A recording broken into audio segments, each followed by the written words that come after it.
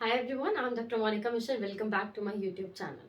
सो अब नीट का exam pass आ रहा है, आपका सिर्फ एक महीना बचा, एक महीने से भी कम समय आपके पास है। तो आपके मन में ऑलरेडी ये क्वेश्चन आ रहा होगा, घबराहट हो रही होगी कि अगर अभी भी आपकी एनसीईआरटी नहीं हुई है तो आप एनसीईआरटी को किस तरीके से कवर करने वाले हैं, किस तरीके से आपको बेटर वे में एनसीईआरटी कवर करनी है कि आपका मैक्सिमम से मैक्सिमम सिलेबस हो जाए। तो बच्चों सुनो, अगर तुमने अभी भी एनसीईआरटी नहीं पढ़ी है, तुम्हारी तैयारी अभी भी नहीं हुई है, तो आज जो टिप्स आपको दिए जाएंगे, अगर आप इन टिप्स को फॉलो कर लेते हो, आप एनसीईआरटी में इन चीजों को फॉलो कर लेते हो, तो आपकी 90% एनसीईआरटी कवर हो जाएगी और 90% क्वेश्चन भी तुम्हारे नीट में ठीक हो जाएंगे। तो अगर अभी भी तुमने पढ़ाई नहीं की है तो ये वीडियो सिर्फ और सिर्फ तुम्हारे लिए है और उन हर बच्चों के लिए जो बच्चे जानना चाहते हैं कि एनसीईआरटी में क्या पढ़ना है, क्या छोड़ना है, एंड टाइम पे क्या चीज रिविजन करनी है। ठीक है, तो हम एक सैंपल के लिए आपके साथ एनसीईआरटी का एनिमल किंगडम लेकर आए हैं। हमने एनिमल किंगडम क्यों चूज करा है, उसके पीछे रीजन है। एनिमल किंगडम चूज करने के पीछे रीजन ये है कि इसके अंदर आपको सारी चीजें जो भी हमारे इस होल वीडियो का जो सार है, जिन चीजों पे हम फोकस करने वाले हैं, वो सारे हमें इस चैप्टर के अंदर इजीली मिल जाते हैं। So let's go for this आपका एनिमल किंगडम। तो सबसे पहली चीज, टिप नंबर 1 जो तुम्हें ध्यान रखना है वो है, जब भी तुम एनसीईआरटी देखते हो बेटा, जब भी तुम एनसीईआरटी देखोगे तो तुम्हें क्या दिखेगा कि एनसीईआरटी में इस तरीके से लाइंस लिखी होंगी और कुछ लाइंस ऐसी होंगी जहां पर हाईलाइटेड वर्ड्स होंगे। जैसे कि अगर आप बात करो लेवल ऑफ ऑर्गेनाइजेशन में, यहां पर जो आपका हाईलाइटेड वर्ड है वो है सेल्यूलर लेवल। Cellular level. तो आपको हमेशा सबसे पहली चीज, एनसीईआरटी के जितने भी हाईलाइटेड वर्ड्स होते हैं, जो भी हाईलाइटेड है यानी जो ब्लैक से लिखे हुए हैं, सबसे पहले वो कवर करना है। ठीक है, अब इसको कवर कैसे करना है, इससे क्वेश्चन क्या आएगा ये आपको याद रखना है। तो यहां पर देखिए क्या लिखा है, तो all animals or members of Animalia are multicellular. All of them do not exhibit the same pattern of organization of cell. For example, in sponges, the cells are arranged in loose cells aggregation. They are called cellular level of organization. यानी वो organism जिनके अंदर cell से पूरी body बनती है। तो cell से बॉडी बनती है उसको हम क्या कहेंगे, सेलुलर लेवल ऑफ ऑर्गेनाइजेशन। पहला क्वेश्चन आ गया तुम्हारा ये।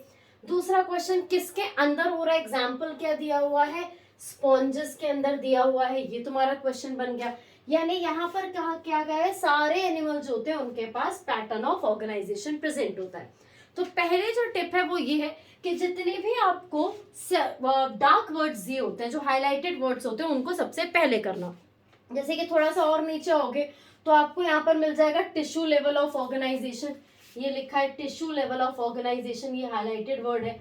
तो टिश्यू लेवल ऑफ ऑर्गेनाइजेशन क्या होती है ये तुम्हें पढ़ना जरूरी है। फिर आप थोड़ा सा और आगे आओगे तो आपको मिलेगा ऑर्गन लेवल ऑफ ऑर्गेनाइजेशन। देखिए ऑर्गन लेवल ऑफ ऑर्गेनाइजेशन भी आपका यहीं कहीं लिखा होगा। टिश्यू लेवल हो गया, देन उसके बाद each together to form the specialised particular like the animalia exhibit. So इन्हें हम क्या कहेंगे, organ level of organisation. Organ level of organisation. तो इस तरीके से तुम्हें वर्ड्स देखने कि कहां पर क्या वर्ड यूज हुआ है। ठीक है, ऑर्गन सिस्टम आ गया, वैसे यहाँ पे ऑर्गन लेवल ऑफ ऑर्गेनाइजेशन है। ये काइनोडर्मेटा से पहले की तरफ पड़ेगा। तो पहली चीज तो तुमने ये करनी है, इसी तरीके से सारे हाईलाइटेड जितने भी पॉइंट्स होते हैं सबसे पहले उनको कवर कर लो। ठीक है, दूसरी चीज जो मैं तुम्हें बताने वाली हूँ जो कि बहुत इंपॉर्टेंट है, उसको देखो। एक कोई रैंडम सा पेज ले लेते हैं, किसी भी पेज पे सपोज मान लेते हैं मेटामेरिज्म ले लेते हैं, सेगमेंटेशन में है ना, रैंडम पेज लेते हैं कोई, जैसे कि यहाँ पे मैटसिलोम आ गया, मेटामेरिज्म है ना, सेगमेंटेशन। तो सेगमेंट में जो हाईलाइटेड वर्ड है वो है मेटामेरिज्म, है ना। ये टिप नंबर 2 है आपके लिए, मेटामेरिज्म। अब ये आपका हाईलाइटेड वर्ड है, तो ये तो तुमने कवर कर ही लिया। अब जब तुमने ये कवर करा होगा तो ऑब्वियसली बात है इसकी डेफिनेशन करी होगी। हमेशा जो हाईलाइटेड वर्ड होता है उससे क्वेश्चन आएगा या नहीं आएगा ये तो देखो ऑब्वियसली बात है कि वो मेन चीजें वो तो करनी है, लेकिन उसके अबव वाली जो लाइन होती है जिसको डिस्क्राइब कर रहे थे उससे क्वेश्चन हमेशा आता है। जैसे यहाँ पर क्या लिखा है, for example in earthworm. तो पहला क्वेश्चन तुम्हारा अर्थ वॉर्म से बनेगा। तो हमेशा ये चीज याद रखो, जब भी कोई हाईलाइटेड वर्ड यूज होता है उससे जो जस्ट पहले वाला वर्ड होगा, उससे जो जस्ट पहले वाली लाइन होगी, वो लाइन बहुत केयरफुली पढ़नी है। उसके अंदर छुपा हुआ एग्जाम्पल, उसके अंदर छुपी हुई पैटर्न, उसके अंदर क्या कहा गया है, सब कुछ याद रखना है। So for example, in earthworm, the body show this pattern called the metameretic segmentation. And this phenomena is known as metamerism, यानी अर्थवॉर्म के अंदर जो सेगमेंटेशन पाया जाता है वो मेटामेरिटिक सेगमेंटेशन होता है, और आपका फिनोमेना क्या कहलाता है, ये प्रोसेस क्या कहलाता है, मेटामेरिज्म। ये होता क्या है मेटामेरिज्म, एक्सटर्नली और इंटरनली दोनों तरीके से ऑर्गेनिज्म का डिवाइड होना जरूरी होता है। यानी सिर्फ ऐसा नहीं कि बाहर से आपको पैरेलल लाइंस दिख रही है किसी ऑर्गेनिज्म के अंदर, अंदर से भी पैरेलल लाइंस होनी चाहिए, अंदर से भी बॉडी डिवाइड होनी चाहिए, ठीक है। और इसमें ये वर्ड जो है याद रखना है, सीरियल रिपीटेशन, तीसरी टिप, ठीक है। एनिमल किंगडम से तीसरी टिप सेगमेंटेशन से ही दे रही हूँ। तीसरी टिप है कीवर्ड। हर एक सेंटेंस का, हर एक डेफिनेशन का, जो भी चीज आपको एनसीईआरटी के अंदर दी गई है उसका एक कीवर्ड होता है, वो कीवर्ड आपको पता होना बहुत जरूरी है। जैसे कि सेगमेंटेशन, तो सेगमेंटेशन के अंदर कीवर्ड क्या था आपका, सीरियल रिपीटेशन।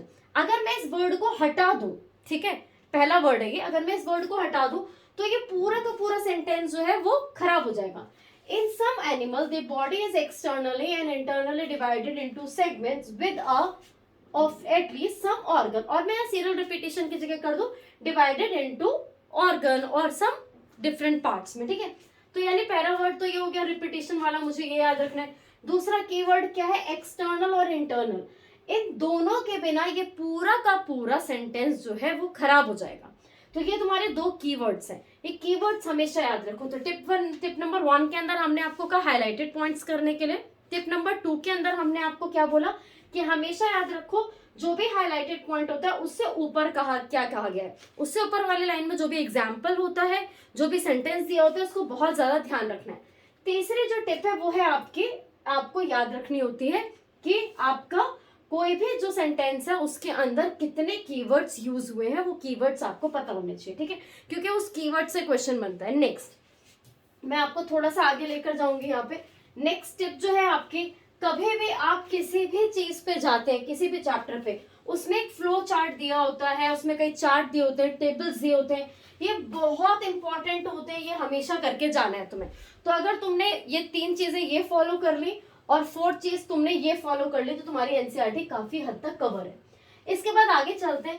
सपोज मान लीजिए आप यहाँ पर आ जाइए, तो ये आपको डायग्राम दिया, ये है आपके टिप नंबर 5, ये डायग्राम दिया। डायग्राम आपको हमेशा करने होते हैं, लेकिन पहले क्या होता था नीट के पैटर्न में कि डायग्राम डायरेक्टली क्वेश्चन में आ जाते थे, डायग्राम बने होते थे, नीचे ऑप्शन होते थे, बच्चे क्वेश्चन कर देते थे।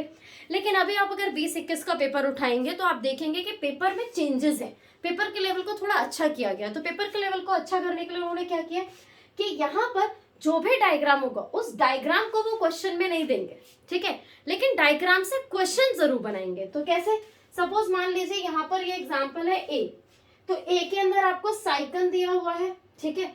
अब ये साइकन जो है वो एग्जाम्पल किस चीज का है, ये आपका एग्जाम्पल है स्पॉन्जेस का। किसका, पॉरीफेरा यानी स्पॉन्जेस का एग्जाम्पल है। अब एग्जाम्पल में आपको साइकस दिया हुआ है, तो आपको देखना है कि साइकस से रिलेटेड यहाँ पर कितनी बातें की गई हैं, ठीक है। तो ये जो एग्जाम्पल है ये किसका है, साइकस का एग्जाम्पल है। ये तुम्हें याद रखना है कि यार हमने साइकॉन के बारे में बात की है। जो बी वाला है ये एग्जाम्पल क्या है, यू स्पोरेंजिया है। फिर इसके बाद ये स्पोरेंजिया, थर्ड वाला क्या आपका स्पोरेंजिया। तो डायग्राम के अकॉर्डिंग तुम्हें उनके नाम पता होने चाहिए, बहुत जरूरी है जो। इसके अलावा अगर आप यहाँ पर आएंगे तो यहाँ पे देखिए, जब आप इस पूरे डायग्राम को देखेंगे तो यहाँ पर कई जगह आपको दिखेंगे कि कई जगह हमने डायरेक्टली बात की होती है चीजों के बारे में, कई बार हमने डायरेक्टली बात किया होता है उनके फैक्टर्स के बारे में, है ना। कुछ तो हाईलाइटेड पॉइंट्स होते ही हैं, एज इट इज होते हैं। तो अगर आप इसी में आगे की तरफ बढ़ते हैं, आगे की सिमेट्री में आप बढ़ेंगे तो आप ये देखेंगे, जैसे सपोज अभी हमने साइकन की बात की थी, तो साइकन से क्वेश्चन जो आएगा वो साइकन से क्वेश्चन आएगा कि स्पॉन्जेस में सबसे कॉमनली कौन सा स्पॉन्ज होता है जो आपको दिखता है या यूज होता है, या जिसका कॉमन नाम जो है वो साइफा किसका नाम है। तो ये दोनों तुम्हें हमेशा याद रखना होता है कि एग्जाम्पल में क्या कहा गया है। इसका बेटर एग्जाम्पल समझने के लिए हम यहाँ पर इसको लेते हैं। देखिए अब ये जो डायग्राम है इसके अंदर क्या कहा गया, एग्जाम्पल ऑफ द कोलेंट्रेटा, किसका एग्जाम्पल है, कोलेंट्रेटा का एग्जाम्पल है, indicating outline of their body form. तो क्वेश्चन कहां से बनेगा, बॉडी फॉर्म से क्वेश्चन बनेगा। तो इसके अंदर आपसे पूछा जाएगा कि ऐसे कौन से ऑर्गेनिज्म होते हैं जो अलग अलग बॉडी फॉर्म में पाए जाते हैं, यानी मेडुसा किसके पास होता है और एडवेंसिया किसके पास, मेडुसा किसके पास होता है और पॉलिप किसके पास होता है। तो बॉडी फॉर्म से क्वेश्चन बनेगा, ऑप्शन नहीं दिया होगा, बस आपको लिखा जाएगा कि आपको बताना है इसमें से कौन सा ऑर्गेनिज्म कौन से बॉडी फॉर्म को एग्जिबिट करता है। तो सपोज हमें ए में दिया हुआ है ऑरिलिया, ए क्या है हमारी ऑरिलिया, ये क्या करा रही है मेडुसा बना रही है, और उसके बाद है एडमेंसिया, एडमेंसिया क्या बना रही है पॉलिप बना रही है। ठीक है, तो ये आपको हमेशा डायग्राम के नीचे क्या लिखा होता है ये देखकर जाना है, पढ़ के जाना है, यहाँ से क्वेश्चन हमेशा आते हैं, बहुत केयरफुली इसे याद रखना है। अगर आप इसी में और आगे बढ़ोगे तो आप किसी में भी देखो diagrammatic view of the cnidoblast, तो यहाँ से तो क्वेश्चन आएगा नहीं। आगे बढ़ते हैं और ऐसे एग्जाम्पल्स देखते हैं कि क्या इसमें और भी कुछ ऐसे एग्जाम्पल्स हो सकते हैं जो डायग्रामेटिक हो सकते हैं। आइए, तो सपोज मान लेते हैं यहाँ पे, ये तो देखिए डायरेक्टली एग्जाम्पल्स आपको दिए हुए हैं। ठीक है, अब जैसे एग्जाम्पल्स ऑफ ऑर्थोपोडा आपको दिया हुआ है ना, ऐसे आपको एग्जाम्पल ऑफ मोलस्कास दिया हुआ है, एग्जाम्पल ऑफ इकाइनोडर्मेटास दिया हुआ है। ये तो नॉर्मल एग्जाम्पल है जो आएंगे ही आएंगे। ठीक है, ये नॉर्मल एग्जाम्पल है। अब जैसे ये एक एग्जाम्पल है क्वाड्रेटा करेक्टरिस्टिक, क्वाड्रेटा का करेक्टरिस्टिक, तो यहां से जो क्वेश्चन आएगा वो आएगा क्वाड्रेटा के करेक्टरिस्टिक से, कि क्वाड्रेटा के करेक्टरिस्टिक्स में क्या क्या चीजें पाई जाती हैं। तो यहाँ पर उन्होंने आपको खुद ही ऑप्शन दे रखा है, नर्व कॉर्ड है, नोटोकॉर्ड है, पोस्ट एनल टेल है, गिल स्लिट्स है, उन्होंने आपको ऑप्शन यहीं पर दिया हुआ है। तो हमेशा क्वेश्चन करने के लिए, हमेशा जब डायग्रामेटिक क्वेश्चन करोगे उसके नीचे क्या लिखा होता है उसको बहुत ध्यान से तुम्हें पढ़ना होता है। ठीक है, अब इसके बाद जो टिप नंबर आपकी आई गेस हमारी 6 टिप चल रही है, 5th या 6th टिप है, इसमें आपको क्या करना है, हमेशा याद रखिए जब भी आप कोई भी एनसीईआरटी के अंदर डायग्राम या कोई भी चीज आप पढ़ते हैं तो उसके एग्जाम्पल्स आपको एज इट इज करने होते हैं। जो उसके एग्जाम्पल दिए, जैसे सपोज मान लेते हैं यहाँ पे आपको एग्जाम्पल दिया हुआ है, तो यहाँ पे एग्जाम्पल दिया हुआ है पीला, पीला को क्या कहोगे आप, एप्पल स्नेल के नाम से जानते हो है ना। फिर आपको दिया हुआ है यहाँ पर पिकेंटा, ये क्या है आपकी पर्ल ऑस्टर है, सीपिया दिया हुआ है कैटल फिश है। ये तुम्हें एज इट इज याद करके जाने ही जाने हैं। ठीक है, तो टिप नंबर 1 वापस से रिवाइज करवा रही हूँ, अभी और टिप्स भी हैं। टिप नंबर 1 में हमने क्या कहा, आपको हाईलाइटेड पॉइंट्स करने। टिप नंबर 2 के अंदर हाईलाइटेड पॉइंट के जस्ट ऊपर की जो लाइन होती है वहां पे हमेशा क्वेश्चन या तो एग्जाम्पल दिया होता है या फिर कोई वर्ड यूज होता है, सेंटेंस होता है, वो आपको हमेशा पढ़ के जाना है। थर्ड चीज, वहां पर कीवर्ड होता है, उस कीवर्ड को आपको याद रखना है, क्वेश्चन कभी गलत नहीं होगा अगर तुम कीवर्ड को ध्यान रखोगे। फिफ्थ जो 4th टिप है वो ये है कि हमेशा डायग्राम को देख के जाओ कि डायग्राम के नीचे क्या लिखा है। और 5th टिप में मैं आपको बता रही हूँ, हमेशा जितने भी आपके एग्जाम्पल्स होते हैं इनको पढ़ के जाना जरूरी होता है। ठीक है, इसको एज इट इज तुम पढ़ के जाया करो। नेक्स्ट चीज, जो टेबल के बारे में मैंने तुम्हें बता ही दिया था, जितनी भी टेबल्स होती है इसको तुम्हें पढ़ना होता है। इसके अलावा जो मैं तुम्हें एक चीज बता रही हूँ वो याद रखना, ये बहुत कम लोग करते हैं, लेकिन आप अगर इसको करेंगे तो यू फील हैप्पी और आपके क्वेश्चंस भी काफी हद तक सही होंगे। आप हमेशा ये चीज याद रखिए कि जब भी आप बेटा कभी भी आप वो करें, आप क्वेश्चन करते हैं तो क्वेश्चन करते हुए, एक सेकंड दीजिए ना मुझे, आप जब भी क्वेश्चन करते हैं तो क्वेश्चन करते हुए कई सारी चीजें ऐसी होती है जो आपके दिमाग से निकल जाती है रिवीजन के टाइम पे। तो रिवीजन के टाइम पे हमेशा याद रखो कि तुम्हें क्या करना है, एक ना समरी दी होती है, इसके अंदर नहीं है समरी, हर चैप्टर के लास्ट में एक समरी दी हुई होती है, वो समरी तुम्हें जरूर करके जानी है। ठीक है, इसके अंदर समरी नहीं है, बट अगर तुम पेपर एनसीईआरटी के लास्ट में खोलोगे तो वहां पे समरी दी होती है, वो समरी जरूर पढ़ा करो। और दूसरा होता है इंट्रोडक्शन। आपको एनसीईआरटी के अंदर, अगर मैं एनसीईआरटी आपको दिखाऊं तो एनसीईआरटी के किसी भी पेज के आगे ना साइंटिस्ट का जो होता है वो इंट्रोडक्शन दिया होता है, वो इंट्रोडक्शन जिस का दिया होता है वो आपको पढ़ के जाना होता है। जैसे कि अगर सर आप सपोज आप चैप्टर नंबर 5 देखेंगे तो चैप्टर नंबर 5 में भी आपको दिख जाएगा कि यहाँ पर इंट्रोडक्शन दिया हुआ है, ये साइंटिस्ट का इंट्रोडक्शन आपको पढ़ना होता है। और इसी के साथ साथ जो पीछे आपकी टेबल दी होती है, मैं आपको टेबल वो दिखा देती हूँ, समरी, ये जो समरी होती है ये आपको जरूर पढ़ के जानी होती है। दिख रही है आपको समरी? तो इस तरीके से आपको अपने जितने भी एनसीईआरटी है वो कवर करनी है। अगर आप इन चीजों को ध्यान में रखते हुए एनसीईआरटी कवर करते हैं तो आपकी एनसीईआरटी 90% कवर हो जाएगी, और तुम देखना तुम्हारे क्वेश्चन भी ऑटोमेटिकली ठीक हो जाएंगे। बस ध्यान रखना है उन चीजों का जो तुम्हें बताई गई है, कि एक तो एग्जाम्पल्स और जो यहाँ पर वर्ड लिखा होता है, क्या लिखा है, ये बहुत इंपॉर्टेंट होता है, इसको जरूर करके जाना। वीडियो को यहाँ तक देखने के लिए thank you so much. Channel को सब्सक्राइब जरूर कर लीजिए, अपना प्यार बनाए रखिए। Thank you so much.